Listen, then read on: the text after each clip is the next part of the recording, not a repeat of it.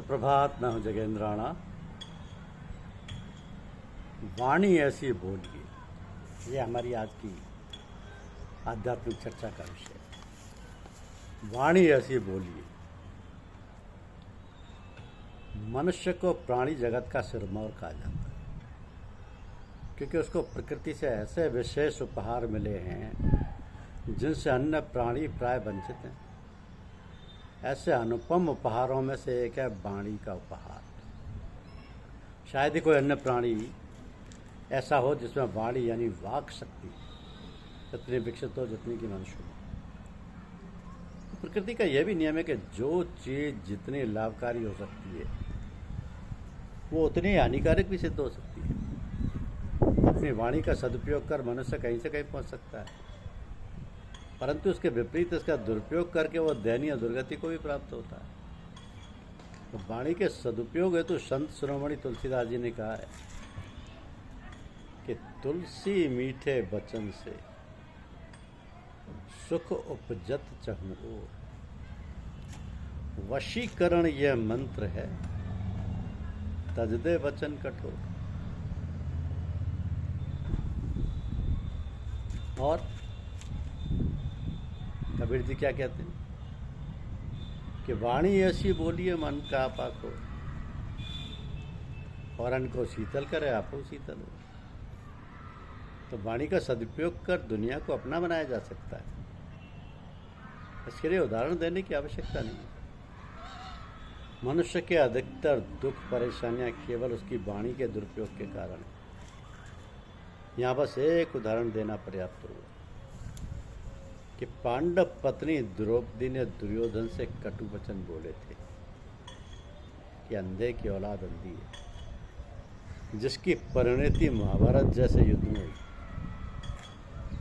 तो हम यहाँ देखेंगे कि एक सुशिक्षित सभ्य मनुष्य को अपनी वाणी का उपयोग करते समय किन किन बातों का ध्यान रखना चाहिए ताकि उसकी वाणी प्रभावकारी, हितकारी और अपेक्षित परिणाम लाने वाली हो। तो वाणी की प्रथम विशेषता ये होनी चाहिए कि व्यर्थ ना बोले। कहा गया है कि if speech is silver and silence is gold.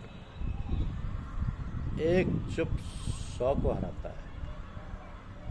किसी सूफी फकीर ने कहा है, तंग था हरफे बयां जिसके लिए, तंग था हरफे बयां जिसके लिए, वो फसाना खामोशी में सुना के गए। वो फसाना खामोशी में सुना के रह गए। यानी खुदा के बाबत जो बात हरफों में नहीं कही जा सकती वो खामोशी में कही जा सकती है। एक और शायर ने कहा है कि नज़र से नज़र मिली, मुलाकात हो गई, रहे दोनों खामोश पर बात हो गई। यानी बात सिर्फ जुबान से ही नहीं कही जाती, नज़रों से भी कही जाती है। किसी शायर ने तो यहाँ तक कह दिया कि जुबान दिल की हकीकत को क्या बयां करती, जुबान दिल की हकीकत को क्या बयां करती, किसी का हाल किसी से कहा नहीं जाता। स्वयं प्रकृति ने हमें हमारे शरीर की बनावट के माध्यम से संदेश दिया है कि हम देखें, सुने अधिक और बोलें कम, क्योंकि हमारी 2 आँखें, 2 कान, परंतु जीव एक है। हिंदू धर्म में कम बोलने के लिए मौन व्रत का प्रावधान भी किया गया है। वाणी की दूसरी विशेषता यह है कि उसमें सत्यता हो, झूठ या मिथ्या बात ना कही जाए। प्रिय बोलना वाणी की तीसरी विशेषता है। वाणी की चौथी विशेषता धर्म सम्मत बोलना। वाणी ऐसी बोले जिसमें सुनने वाले का हित भरा हो, अन्यथा हमारी वाणी विपरीत परिणाम पैदा करेगी।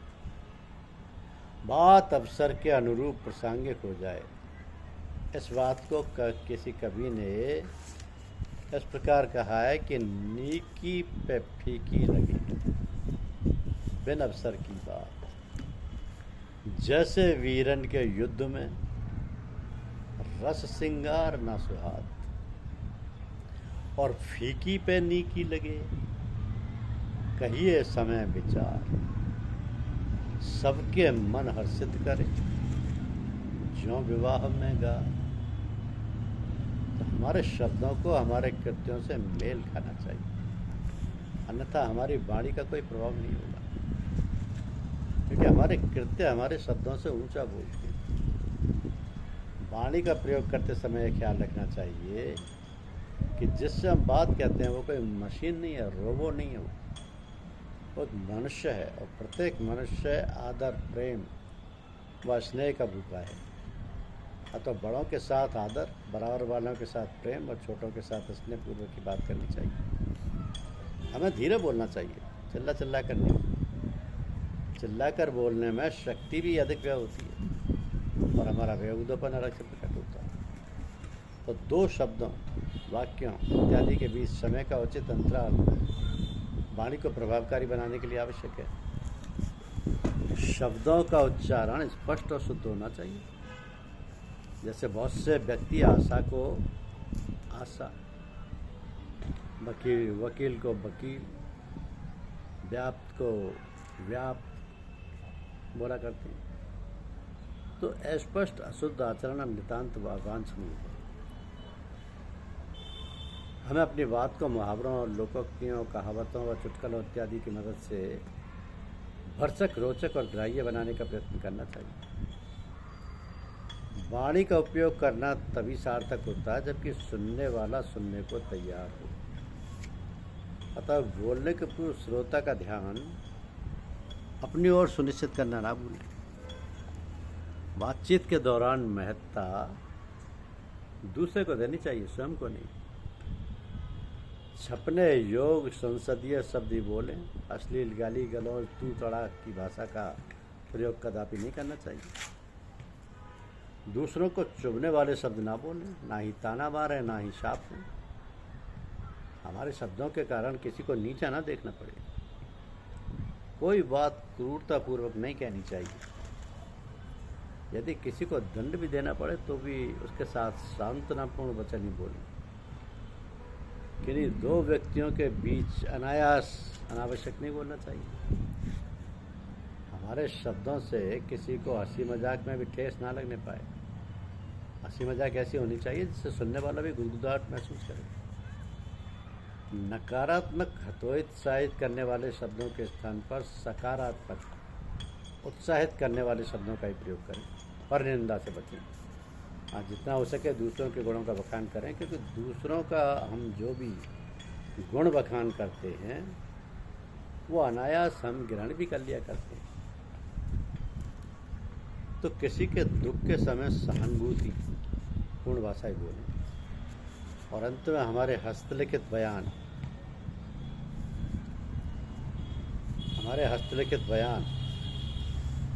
और हमारे कहे हुए वचनों की प्रामाणिकता में कोई अंतर नहीं होना चाहिए।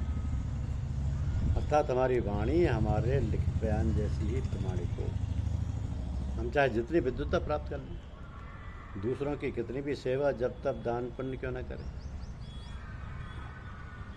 वो सब का सब मात्र हमारी वाणी के दुरुपयोग से व्यर्थ और निष्फल हो सकता है। अतएव हमें अपनी वाणी का संयम पूर्वक सदैव सदुपयोग ही करना चाहिए। तभी हमारी वाणी हमारे लिए शुभ फलदायी होगी और हम उत्तर विकास करेंगे। क्योंकि मनुष्य को प्रकृति से ये उपहार मिला है कि वो बोल सकता है, वाक शक्ति है उसमें, जो कि इतनी विकसित है कि किसी भी मनुष्य को आपस में एक दूसरे से बात करा सकते हैं। कोई भी मनुष्य किसी से ही बात कर सकता है। तो प्रकृति का यह भी नियम है कि जो चीज़ें जितनी लाभकारी हो सकती हैं तो उतनी हानिकारी सिद्ध हो सकती है। तो अपनी वाणी का सदुपयोग कर मनुष्य कहीं से कहीं पहुंच सकता है, परंतु इसके विपरीत इसका दुरुपयोग करके वह दयनीय यानी दुर्गति को भी प्राप्त हो सकता है। तो इसलिए कहा है ना कि वाणी ऐसी बोली ये मन का आपा है, औरन को शीतल करे, आपो शीतल हो। धन्यवाद।